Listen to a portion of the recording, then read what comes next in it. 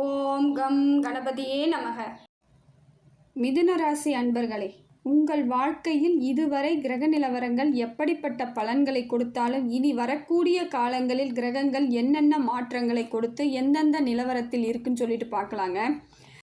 கிரகங்கள் நவ கிரகங்கள் அனைத்துமே ஒரு இடத்துல இருந்து பார்க்கும் பொழுது உங்கள் ராசியில் என்னென்ன பலன்கள் கிடைக்குதுன்னு சொல்லிட்டு பார்க்கலாம். மிதுன ராசிக்காரர்கள் எல்லோரிடத்திலும் எளிமையாக பழகுவது தான். யாரும் சாதாரணமாக எப்பயும் உங்ககிட்ட பழகலாம். உங்ககிட்ட பழகுனா இப்படி இருக்கணும் அப்படி இருக்கணும்லாம் கிடையாது. நம்பிக்கையாக பழகலாம். நம்பிக்கைக்கு உரியவர்கள் நீங்கள். ஏதாவது ஒரு ரகசியம் உங்ககிட்ட சொன்னால் கூட அதை வெளியே சொல்லவே மாட்டீங்க. என்ன பண்ணாலும் அமைதியாக இருப்பீங்க. அப்படிப்பட்ட உங்களுக்கு தான் நண்பர்கள் நிறைய இருப்பாங்க. நிறைய நண்பர்களுடனும் உறவினர்களுடன் பழகக்கூடிய வாய்ப்புகள் உங்களுக்கு அதிகமாக இருந்தாலும் அவர்கள் உங்களை விட்டு செல்லும் பொழுது கொடுத்த வழிகள் என்னவோ ஜாஸ்தியாக தான் இருக்கும். போகிறதே பெரிய பிரச்சனையாக தெரியும். அதில் உங்களுக்கு தேவையில்லாத வம்பு வழக்கெல்லாம் செஞ்சுட்டு உங்களை பற்றி தேவையில்லாத அவமானங்களை ஏற்படுத்தி விட்டுட்டு போயிருப்பாங்க. இதில் மிதுன ராசிக்காரர்கள் பலகீனம் கூட அடைவாங்க. ஏன்னா இவங்க அந்த உறவுகளுக்கு மரியாதை கொடுக்கக்கூடிய ஆட்கள். எல்லா உறவுகளையும் மதிப்பாங்க. எல்லாரையும் ஒரு மாதிரி நல்ல இடத்துல வச்சு பார்ப்பாங்க. அந்த மனசு இவங்களுக்கு பெரிய மனசு படைத்த ஒரு ராசிக்காரர்கள். ஆனால் இதை புரிஞ்சிக்காம தான் நிறைய பேர் இவங்களுக்கு நிறைய பிரச்சனைகளை கொடுத்துட்டாங்க. ரொம்ப கஷ்டம், நிறைய கஷ்டத்தை தாங்கிட்டாங்க. அத்தனைக்கும் மன உறுதியோடு தான் இருந்தாங்க. நிறைய டைம் அவங்க வருத்தப்படுவாங்க, மன சஞ்சலம் அடைஞ்சிருப்பாங்க, என்ன பண்ண போகிறேனே தெரியலன்ற அளவுக்கெல்லாம் குழப்பியிருப்பாங்க.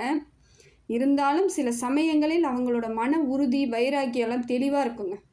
சரி பார்த்துக்கலாம், நான் என்ன பண்ணுறது, நடந்துடுச்சு அப்படிங்கிற எண்ணத்தை ஏற்படுத்திக்குவாங்க. இதுக்கு கடவுளோட அனுகிரகம் தாங்க காரணம். உங்களை நான் தேத்தி விடுறேன் அப்படின்ட்டு கடவுள் தான் தேத்தி விட்டுட்ருக்கார். ஒவ்வொரு முறையும் நீங்கள் விழும்போதும் கடவுள் தான் கை தூக்கி விட்டுட்ருக்கார். இப்படிப்பட்ட மிதுன ராசிக்காரர்களுக்கு இனி வரக்கூடிய காலம் எப்படி இருக்குது, கிரக நிலவரம் என்னென்ன பலன்களை கொடுக்குதுன்னு சொல்லிட்டு பார்க்கலாங்க. மிதுன ராசிக்கு உங்கள் ராசிநாதன் யாருன்னு பார்த்தீங்கன்னா புதன் பகவான்.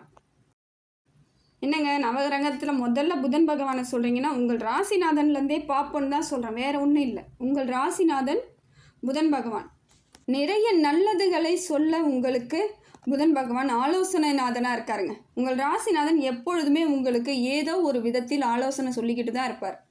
அதனால தான் இன்னைய வரைக்கும் எவ்வளவு பிரச்சனையிலையும் நீங்கள் நிதானமாக இருக்கிறது காரணம் தான். அவ்வளோ சீக்கிரம் யாரையும் கோவப்படுத்தி பேச மாட்டீங்க. அதே போல் வார்த்தைகளையும் விட மாட்டீங்க. யோசித்து தான் பேசுவீங்க. ஏன்னா மற்றவங்க கஷ்டப்பட்டாங்கன்னா நமக்கு அது பிரச்சனை வேண்டாம், எதுக்கு அந்த பாவம் அப்படியெல்லாம் யோசிக்கக்கூடிய ஆட்கள் யாருன்னு பார்த்தீங்கன்னா மிதுன ராசிக்காரர். புதன் பகவான் உங்களுக்கு நல்ல இடத்துல இருக்காருங்க. நிறைய நல்லதை செய்கிறார். அறிவு தெளிவு கொடுக்குறார். இது வரைக்கும் ஏதோ ஒரு விதத்தில் உங்களுக்கு ஒரு குழப்பம் இருந்தாலும் அந்த குழப்பத்தை சரி பண்ணி கொடுக்கறதுக்கு புதன் பகவான் ரெடி ஆகிட்டார். செய்யக்கூடிய வேலைகள் எல்லாமே தெளிவாக செய்வீங்க. இதை செய்தால் இப்படி தான் இருக்கும். இயற்கையாகவே உங்களுக்கு அப்படி ஒரு வேலை தான். எதை செஞ்சாலும் தெளிவாக இருப்பீங்க. உங்ககிட்ட ஒரு மாற்றம் இருக்கும். எப்பயும் மற்றவங்க கூட எத்தனை பேர் கூட நின்னாலும் நீங்கள் தனியாக தான் தெரிவிங்க. அந்த அளவுக்கு உங்களுக்கோட அமைப்பு மாற்றம் எல்லாம் சரியாக இருக்கும். புதன் பகவான் உங்களுக்கு நல்ல இடத்துல இருந்து நல்ல பலன்களை கொடுத்துட்ருக்காருங்க. அடுத்ததாக பார்த்தீங்கன்னா குரு பகவான். குரு பகவான் நிறைய மாற்றத்தை ஏற்படுத்தி கொடுக்குறாரு. இவரும் நல்லதை தான் செய்ய வந்திருக்கார். நல்ல பார்வை, மிதுன ராசியை நல்ல இடத்துல இருந்து பார்க்குறார். இவரோட பார்வை உங்களுக்கு அனுகிரகத்தை ஏற்படுத்துதுங்க. நிறைய மாற்றம், தொழில் வளர்ச்சி ஏற்படும், பொருளாதார மாற்றம் ஏற்படும்.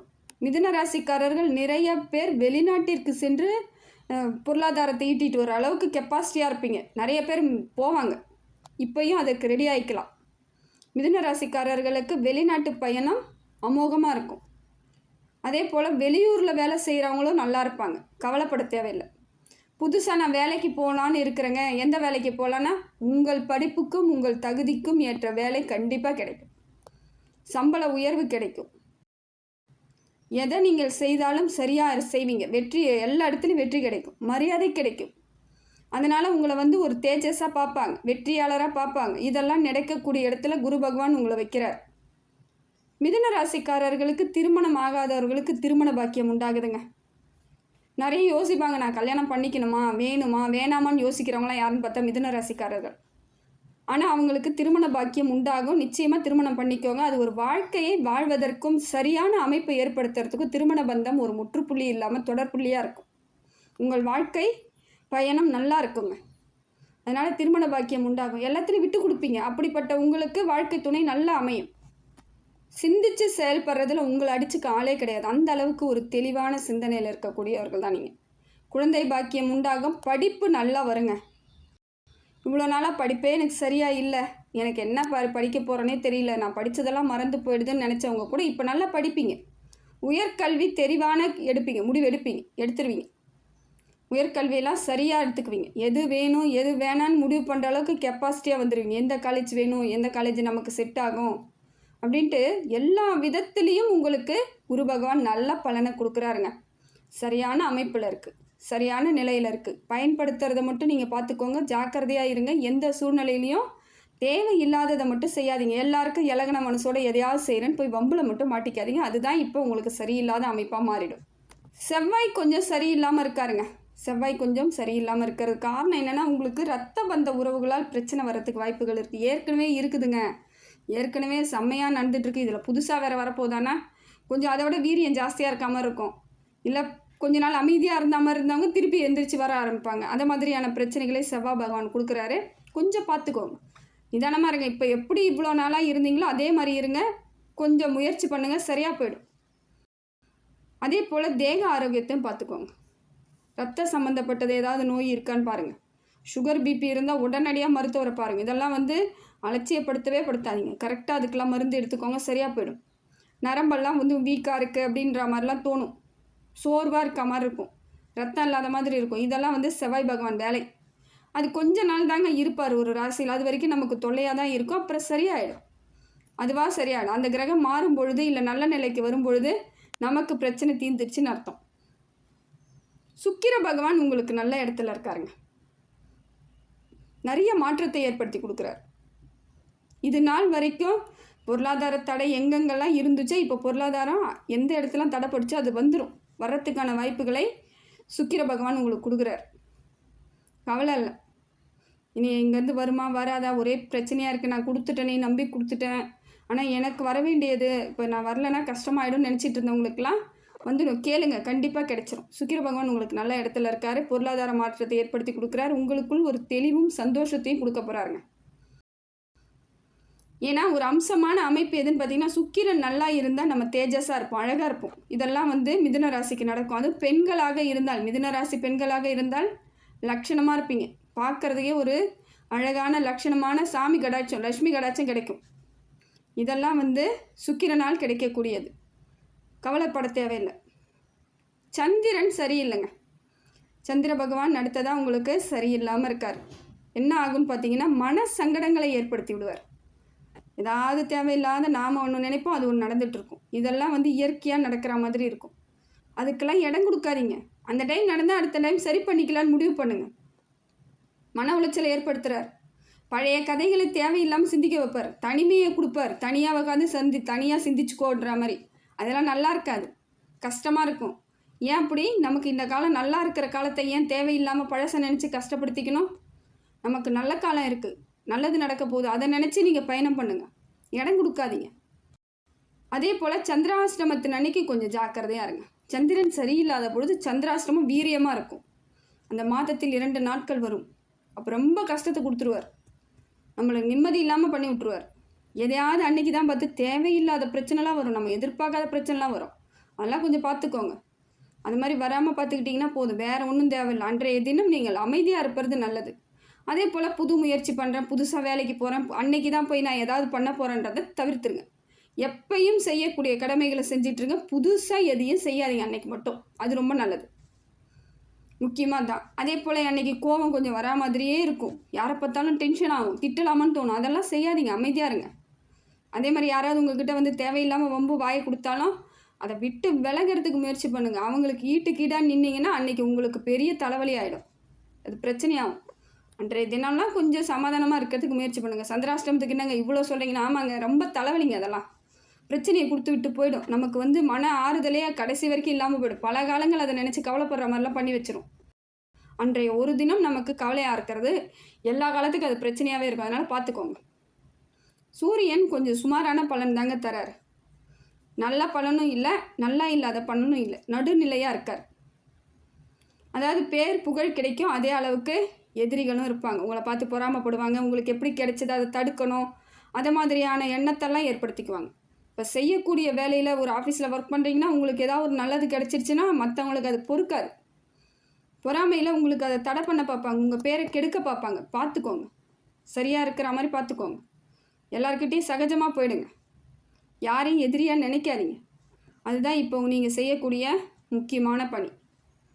இதை மட்டும் செஞ்சிட்டிங்கன்னா போதும், உங்களுக்கு பிரச்சனை பெருசாக கிடையாது. குலதெய்வ வழிபாடை செஞ்சுக்கிட்டே இருங்க. அப்பப்போ எப்போல்லாம் டைம் கிடைக்குதோ அப்போல்லாம் குலதெய்வ வழிபாடு செய்யுங்க. அதுமாரி தாய் தகப்பனுக்கு கொஞ்சம் என்ன சாப்பிட்டீங்களா, மாத்திரை சாப்பிட்டீங்களா அப்படின்னு பெண்களாக இருந்தாலும் சரி ஆண்களாக இருந்தாலும் சரி கேளுங்க. இதெல்லாம் கேட்கும்பொழுது அவங்களோட ஆசீர்வாதம் கிடைச்சாலே பிரச்சனை தீர்ந்துடுது. சூரியனால் எந்த பிரச்சனையும் கிடையாது, பெரிய பிரச்சனை. பெற்றோர்கள் பாக்கியம் கிடைச்சாலே போதும், ஆசீர்வாதம் கிடைச்சாலே போதும். அதெல்லாம் பார்த்துக்கோங்க. சனி பகவான் உங்களுக்கு நல்ல இடத்துல இருக்காருங்க, அள்ளி கொடுக்குறார். சனி பகவான் நிறைய மாற்றத்தை அள்ளி கொடுக்குறார். நீங்கள் செய்த நன்மைகள் அத்தனையும் நல்ல பலனாக இப்போ கொடுத்துட்ருக்கார்.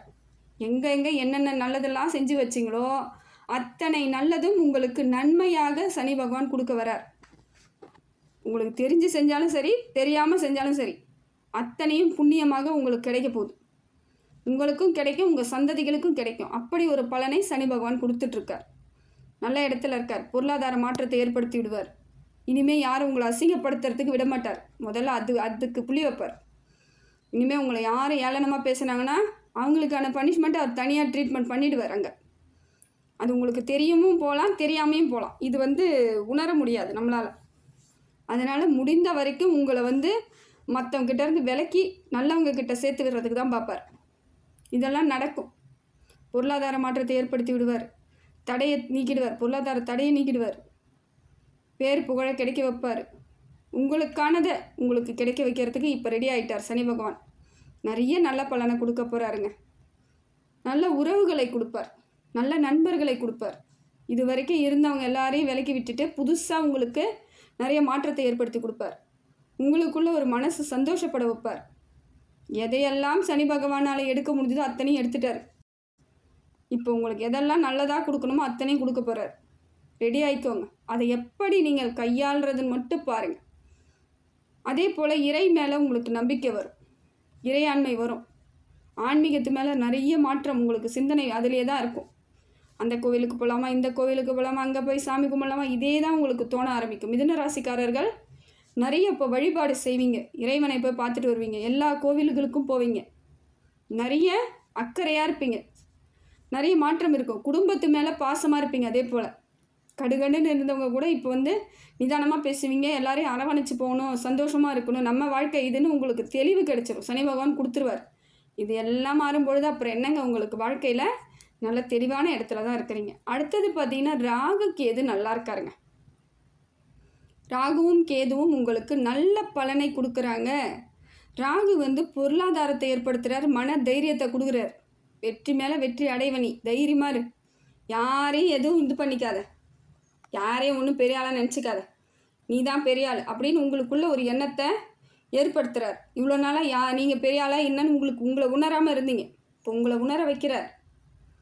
மற்றவங்கள தான் பெருசாக நினச்சி நிறைய இடத்துல அவங்களோட சஜஷன் கேட்டு நிறைய இடத்துல பிரச்சனையாக இருக்கும். இப்போ நீங்களே ஆலோசனை பண்ணுவீங்க, சரியாக நடந்துக்குவீங்க. கேதுவால் என்னன்னு பார்த்தீங்கன்னா உங்களுக்கு இனிமேல் பகைவர்கள் உருவாகாமல் தடுக்கிறதுக்கு முயற்சி பண்ணுறாருங்க. இதுக்கு மேலே பகை உங்களுக்கு கிடையாது, எல்லாத்தையும் விலக்கி வைப்பாங்க. ஏற்கனவே இருக்கேன், நான் என்ன பண்ணுறது, எக்கச்சக்க பகை வச்சுக்கிறேனே, நான் என்ன பண்ணுறதுன்னா அதுவும் விலகிடும், தன்னால் விலகும், அடங்கிடுவாங்க. நீங்கள் எதிர்பார்த்த மாதிரி அவங்களும் அடங்கி அமைதியாக போயிடுவாங்க. உங்கள் வாழ்க்கையை நீங்கள் தெளிவாக ஏற்படுத்திக்கலாம். வருங்காலங்கள் உங்களுக்கான காலமாக இருக்குதுங்க. ராகு கேது உங்களுக்கு சிறப்பான பலனை கொடுக்குறாங்க. அரசாங்க உதவியெல்லாம் கிடைக்குங்க கேது பகவானால். ஏதோ அரசாங்கத்துலேருந்து உதவி எதிர்பார்த்துட்டு இருந்தீங்கன்னா அது இப்போ கிடைக்கிறதுக்கான வாய்ப்புகள் அதிகமாக இருக்குது. இல்லை தைரியமாக இருக்கலாம் நீங்கள். இப்போ எவ்வளோ மாற்றத்தை உங்களுக்கு கிரகங்கள், நிறைய நல்ல கிரகங்கள் நல்ல மாற்றத்தை தான் ஏற்படுத்தி கொடுத்துருக்கு. இதை சரியாக பயன்படுத்துறது உங்கள் கையில் தான் இருக்குது. நிதானமாக இருக்கணும், பொருளாதாரத்தில் நிதானமாக இருக்கணும், ஆலோசனை பண்ணணும், யார் எது சொன்னாலும் கேட்கக்கூடாது. உங்களை உறுதியாக நம்பணும். உங்களுக்கு தகுதியான வேட்களை மட்டும்தான் நீங்கள் செய்யணும். தேவையில்லாத வேலையை செய்யக்கூடாது. என்ன செய்யணுமோ அதை தான் செய்யணும். உங்களுக்கு தெரியாத வேலையோ இல்லை உங்களுக்கு சம்மந்தம் இல்லாத தகுதி இல்லாததெல்லாம் செய்யும்பொழுது தான் நீங்கள் பிரச்சனையில் மாட்டிக்கிறீங்க. உங்களுக்கு தகுதியானது, உங்களுக்கு தைரியமானது, உங்களுக்கு தெரிஞ்சதை செய்யுங்க, வெற்றி அடைஞ்சிடலாம். இனி வரக்கூடிய காலம் எல்லாம் உங்கள் காலமாக இருக்குதுங்க. அதை சரியாக பயன்படுத்திக்கிட்டு வெற்றி அடையணும். வாழ்க்கையில் என்றைக்கும் இறைவன் உங்களுக்கு துணையாகவே இருந்துகிட்ருக்கார்.